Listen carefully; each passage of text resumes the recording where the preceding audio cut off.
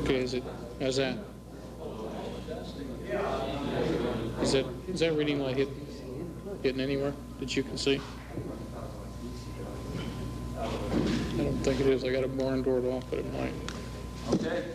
Sir. Hey, you're better looking than I am. Why don't you stay here? That true or not? You are a blonde, aren't you? Redhead? We're the same.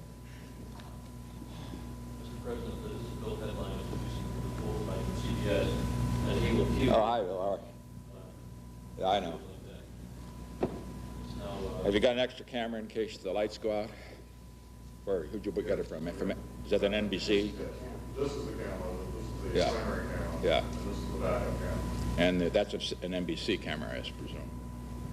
No, they're both CBS cameras. I know. Standard joke.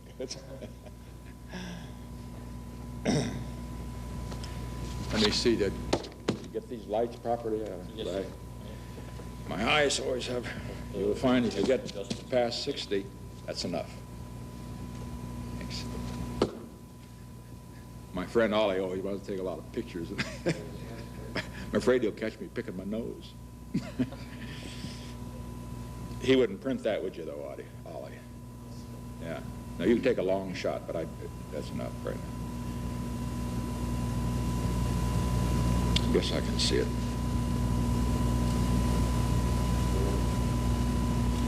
Oh, you want a level, don't you? Yes, yes.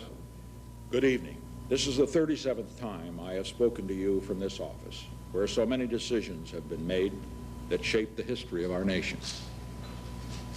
Need any more? Each time, I have done so to discuss with you some matter that I believe affected the national interest.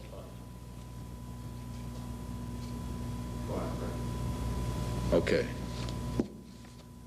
Ollie? No, only the CBS crew now is to be in this room during this. Only the crew. No, there will be no picture. No, after the broadcast. You've taken your picture. Didn't you take one just now? That's it. Because, you know, we don't want it, we didn't let the press isn't going to take one, so you've taken it, and you just take it right now. This is right after the broadcast. You got it? Come on. Okay. The camera, the TV camera, sir. Okay, fine. All right. What I'm told, sir. All right, fine. I'm sure. I'm not going to make the other photographers mad by giving you too many. That's enough, okay? Now, all Secret Service, is there any Secret Service in the room? Just 1 agent, Mr. President. Out. You don't have to stay, do you? If you're required to? Okay. I'm just kidding you. I always try to get them to leave alone.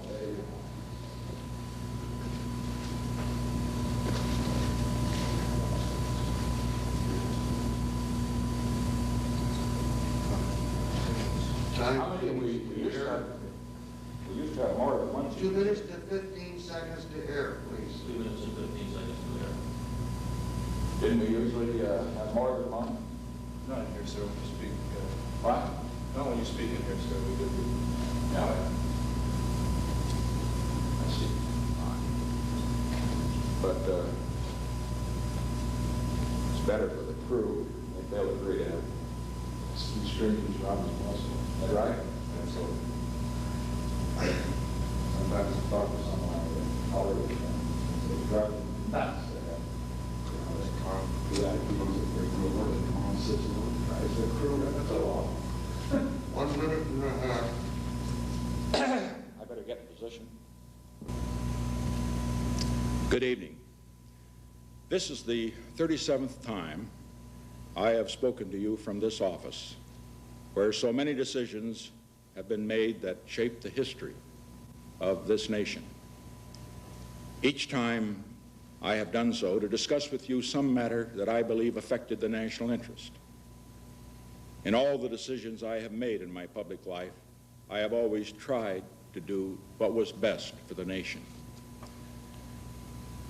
Throughout the long and difficult period of Watergate, I have felt it was my duty to persevere, to make every possible effort to complete the term of office to which you elected me.